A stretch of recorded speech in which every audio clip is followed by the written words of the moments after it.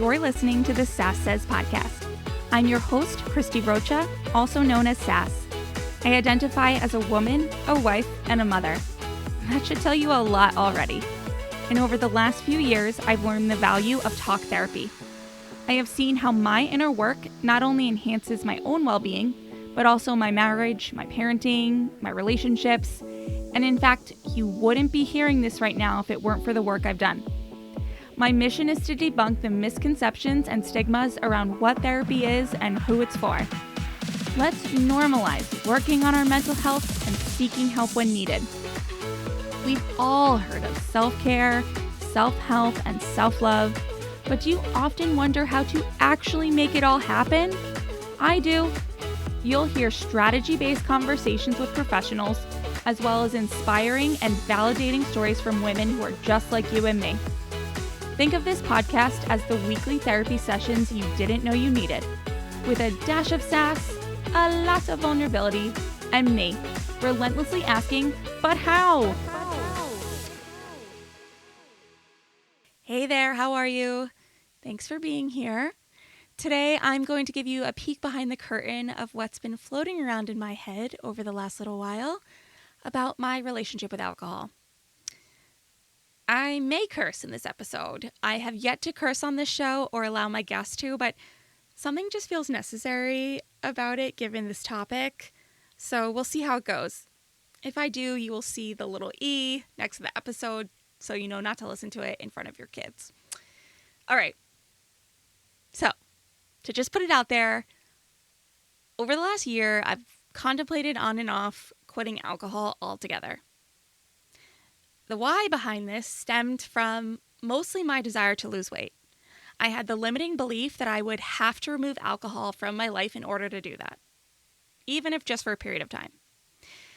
And the thing is, though, that as soon as I tell myself that I have to cut alcohol out to lose weight, well, then it's all I want.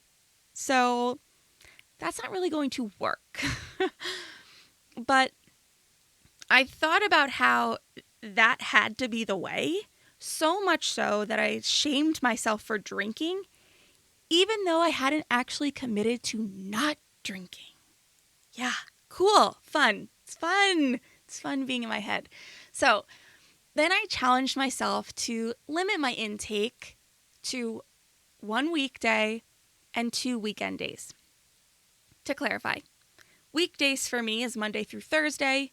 Weekends were Friday, Saturday, Sunday. Which perhaps sounds funny to you depending on your level of consumption. And honestly, it sounds a little funny to me saying it now because for so many years of my life, that is exactly what I did without even thinking about it. But I definitely started drinking more during quarantine. The Groundhog's Day effect was so real. Why did it matter if I waited till Friday? Friday feels like Tuesday. Monday feels like Thursday. And the amount of TikToks and Instagram posts flying around about how much everyone else was drinking was enough justification for me to pour a drink. I would wait until nighttime for the most part, but yeah, occasionally on a Saturday, I would grab a White Claw and, whatever. Anyway, I did this 1 weekday and 2 weekend days thing for about 2 months straight, and then when that was over, I wouldn't say I went fully back into having a glass of wine more nights than not, but I stopped rigidly tracking it.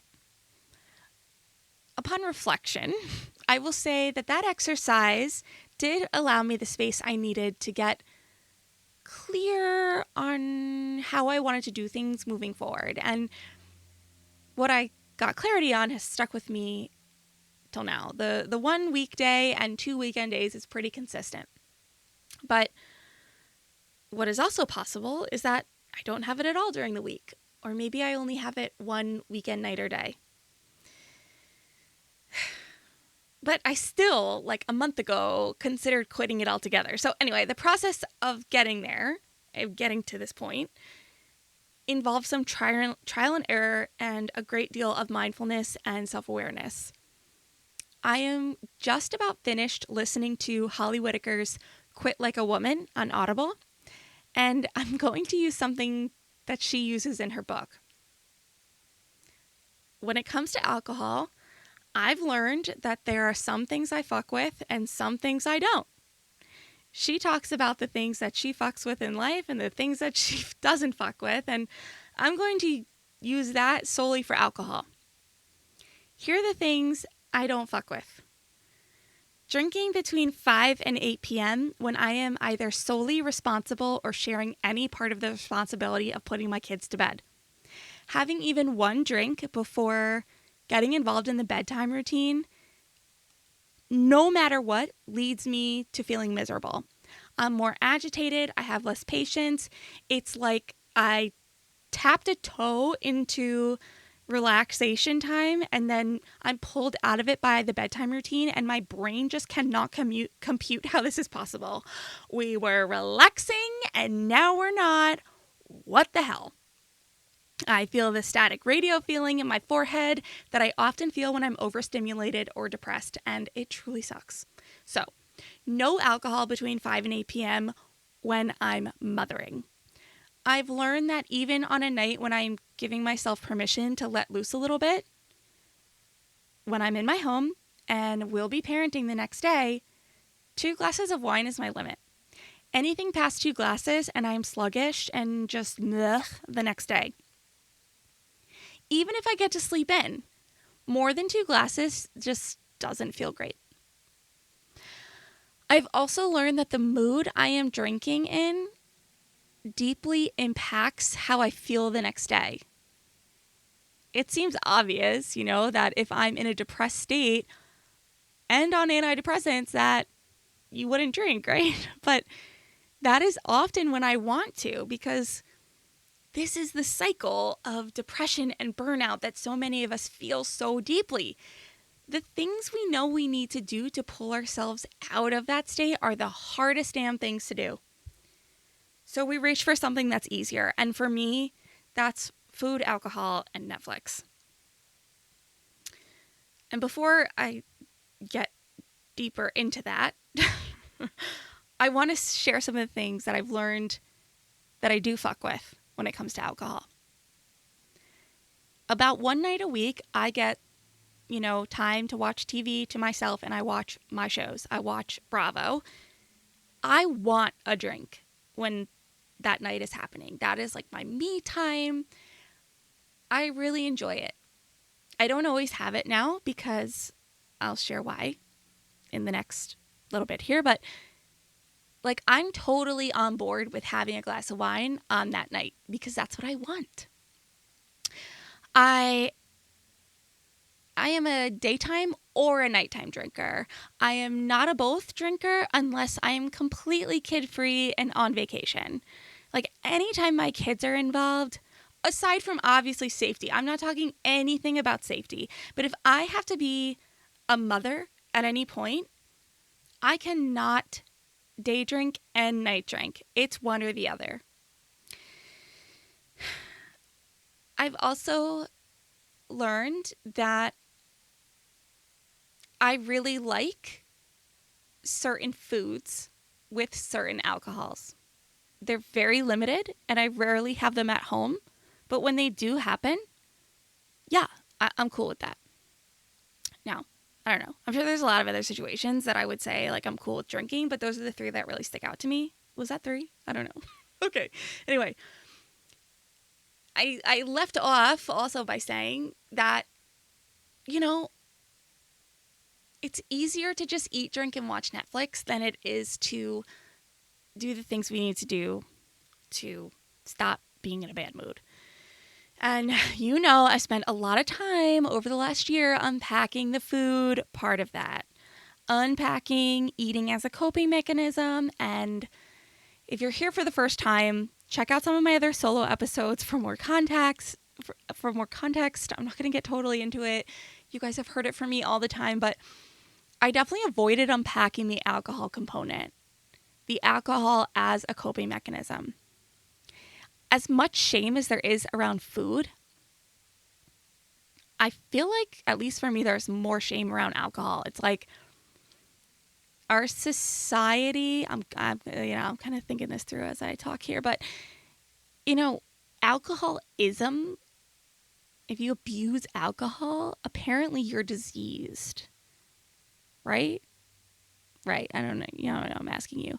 Read Holly's book. She really gets into this, and it's super interesting how, as she talks about how alcoholism is one of the only diseases that we actually blame the person for getting.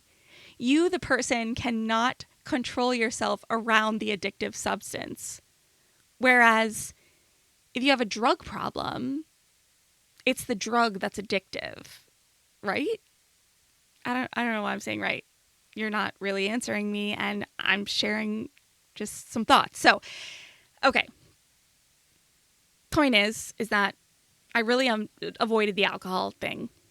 And I'm not perfect now by any means. I don't avoid alcohol at all costs during a downward swing in mood, but I will at least always now ask myself the questions.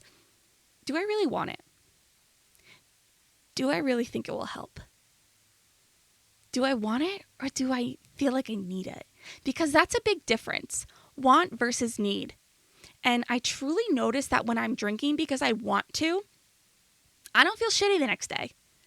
When I'm drinking because I feel like I need it to cope, or because I'm just in a crappy mood and I'm hoping it will loosen me up or make me feel something, I feel so much worse the next day. And now that I'm saying this, it's like, yeah, well, that makes sense because you're already in a bad mood. So, you know, it's not rocket science. It's just the games I play in my head. So, again, I started reading Quit Like a Woman because I thought I need to stop drinking in order to lose weight. But I truly, even in starting this book, I never really saw myself as a sober person. I just didn't see it in the cards for me, and I am now more convinced that I don't need to go that route, because what happened during the time that I started listening to this book is that I started interacting with Tara Burnett and started taking her Manifesting Dream Body course. And I thought, well, what's the difference between my mind being the catalyst for how food interacts with my body, how exercise interacts with my body, and how alcohol interacts with my body? Why can't I set a mindset on that too? I think I can. Now, if Holly Whitaker heard that, she would remind me of all the excellent points about alcohol and why one might consider eliminating it completely. But I kind of see this as a version of informed consent, which is the same way I view Tara's course. All right, so hear me out. I read the book Intuitive Eating and have interviewed several certified intuitive eating coaches and therapists who specialize in anti-diet culture, body image, and eating disorders. I've also spent a lot of my own time in therapy talking about these things, and I've learned about the ways that the patriarchy keeps us, especially women, thinking that diet and exercise are the only ways to be, quote-unquote, healthy, and that thinness is the ultimate goal. Or that whatever version is currently popular of the ideal body, however close you get to achieving this body, is how to measure your level of value and worth in this culture. And what I love about Tara and her course is she says, yeah, I agree with all that, but it's still my prerogative to have a body that I want. I'm not going to diet. I'm not going to buy into or subscribe to these patriarchal beliefs about what the dream body should be. I'm going to visualize my own dream body and do what I want. And I'm applying the same mentality to alcohol. Holly really takes time to show the reader just how much the alcohol industry essentially hit copy and paste on what the cigarette industry did to target women and young people, to make drinking and smoking part of the quote-unquote cool narrative. And she also wonders if the same way we think about cigarettes now is how we will eventually think about alcohol. Like, I can't believe we ever consume that much of it. You know, just go read her book. It's interesting. And I don't want to restate everything she does, but I've by no means learned everything there is to know about diet culture, nutrition, and or the alcohol industry. But I know enough to know that I've been duped.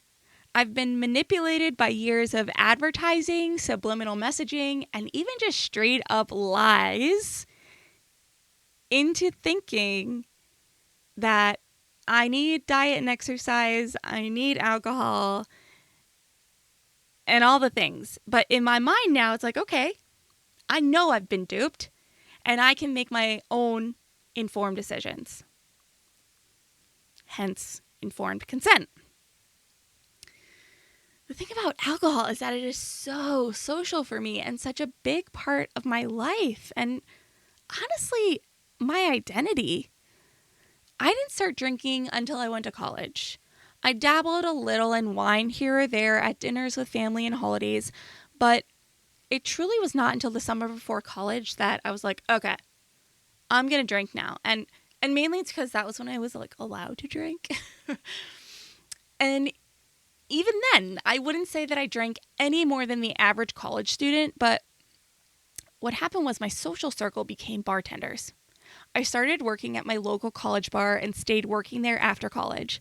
I made good money. I made a circle of friends, many of which I still have today, who I felt were showing me a new part of the world, or at least a new part of DC where I went to school. I remember that time in my life feeling like it was one of the few times I was truly part of a gang. I had one of my first very serious boyfriends as part of that group. It was the first time I really felt like men showed me positive attention.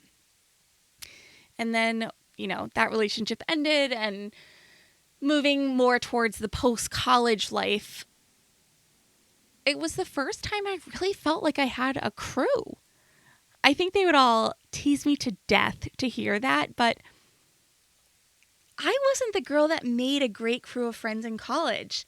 I maintained my friends from childhood and high school, met literally like one or two people in college that I'm still in touch with today, but I am still in touch with many of the bartender friends I met while working at that bar and eventually others.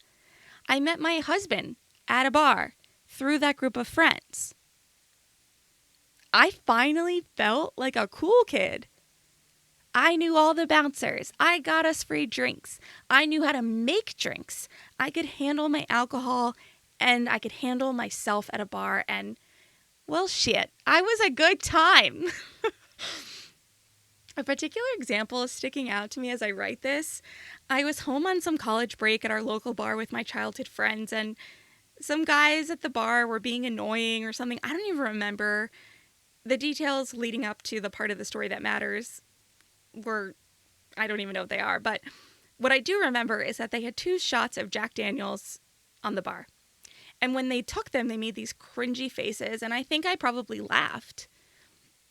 And I remember them saying something like, oh, well, this is Jack. Like, you try it. And I said, okay, well, first of all, you're going to buy me the shot. And second of all, if I take it and don't make a face, you're then also going to buy me and my friends our next round of drinks. And you know the rest. I didn't make a face. They were shocked, mostly because, let's be honest, I was a girl in a bodycon dress and heels. I think they fully expected me to wimp out or whatever, and they bought us our next round. And even in my family, I'm Italian-Irish. We stereotypically like to drink. With my Italian family, we pair it with amazing food, and with my Irish family, we pair it with singing and dancing. And now in the family I've married into, we pair it with games, competitive sports, board games, workout challenges, anything competitive. Drinking's involved. And it's so fun. It really is so fun and I love it. And I've even thought about how, given my story with alcohol, right? I've thought about how part of the allure and part of why I think I finally felt like a cool kid in drinking and making relationships through drinking is that there's such a gate around it for so long, right? I don't know the specifics. I'm not a facts and figures girl. I'm not a big researcher, but I do know that kids drink younger in European countries. And I do know that there's less of this big, like, whoa, you're 21, you can drink. And if you drink before you're 21, you're really cool. Like, and I've thought about that with my own kids. Like, I'm not going to be 8 years old. Here's a beer. But I've thought about how I want to handle that. Do I want it to be this big gatekeeping thing? Does that lead to more binge drinking in college? Does that lead to more of having to deal with a relationship with alcohol? Anyway, I've learned that my relationship with alcohol is and must be treated as much bigger than peer pressure or social or whatever. Like, just like anything else, I decide when and how much I want to drink. And even when I quote unquote let someone pressure me, I know I'm still very much making a decision. I felt called to share this because obviously it's something I've been thinking about a lot. And it's also something that I'm open to it evolving and changing over time. So it might be something you hear about again from me in the future. But also because this topic is now presenting itself to me what feels like more frequently than ever. My friend Erin from episode 4 of this show is exploring her relationship with alcohol and sharing a bit about it on her podcast and her Instagram account. I follow Cameron over at Freckled Foodie, and she's recently shared how she's on a sober journey and why and how and all the things. And I also watch The Real Housewives of Beverly Hills, and Erica Jane's alcohol consumption is a major topic of conversation this season. And even the fact that she is on antidepressants and drinking is part of the conversation. And I find this very damaging because none of these women are doctors. And in my experience, everyone's experience with the interaction is different. For me, I can drink on my antidepressant. I check myself on how much and what my current mood is, but it's not like I immediately drink and feel depressed. There are dosages and types of antidepressants, and there's just a lot of really unique circumstances to consider before we go on national television and talk about a woman drinking and being on antidepressants. Now, Erica herself has said that perhaps she shouldn't mix them, but and I don't have a problem with that because she's sharing her own experience versus the other women talking about it. Okay, I'm going to stop that tangent because that's going to lead into a very deep dive into Housewives drama. But I would really love to know what, if any of this, you relate to. Has your relationship with alcohol changed since the pandemic? Has it changed since becoming a mom? Has it changed as you've aged or since getting on medication? How do you manage mental health and alcohol? I would love to hear from you. Please send me a DM on Instagram, or you can send me an email, whatever way is comfortable for you. As you can tell, I'm still working things out, but I do feel a lot more confident now that I have more information. And I think that's the bottom line. Is that whether it's about alcohol or food or parenting styles, for me, confidence in my decision comes from gathering information, sitting with it, feeling it out, and getting clearer on what feels right to me. So thanks for listening. That's all for now. Bye. Thank you so much for tuning in today. Sass Says is a production of Luann Nigara, Inc. This podcast is meant to be educational and not meant to replace professional therapy or professional medical attention. To learn more about today's show and what's new in my world, head over to sasssays.com. Thanks so much. Talk later.